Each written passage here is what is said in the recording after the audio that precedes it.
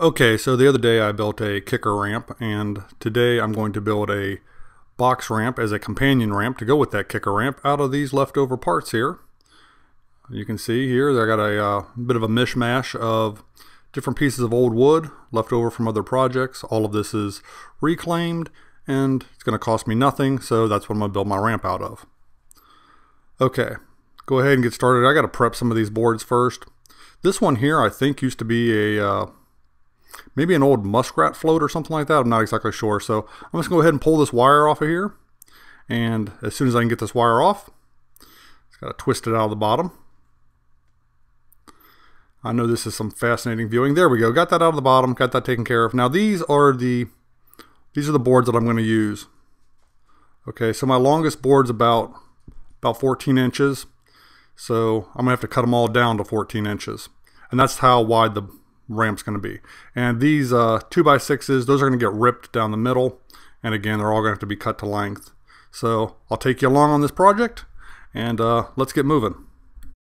Okay, all those 2x6s are ripped to the correct width, and now I just have to cut everybody down to that proper 14-inch width. So let's get that taken care of.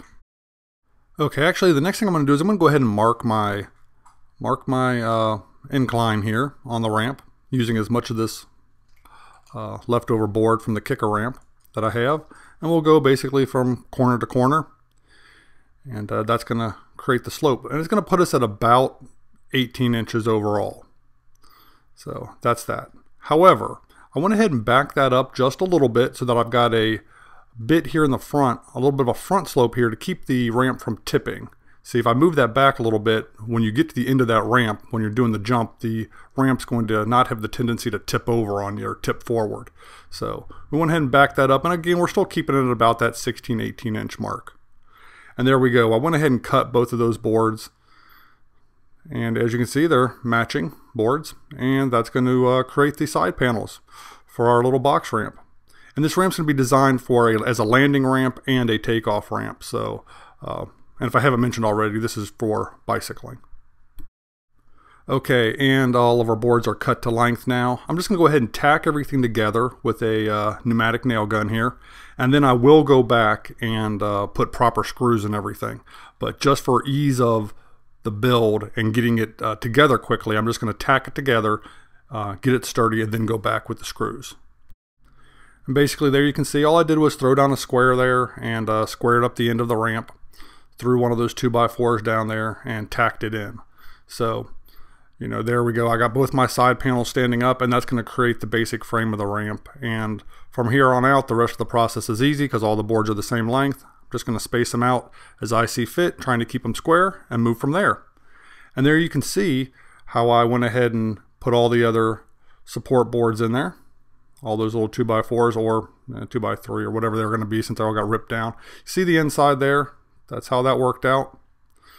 Very simple frame.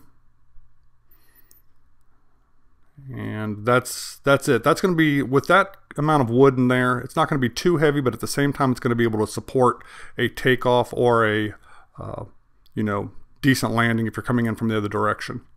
So that's pretty much it. And now all I need is obviously my face board. So let's grab that. Okay, so what I found that I had laying around was an old piece of, you know, this external paneling that's designed for sheds and kind of a barn door pattern.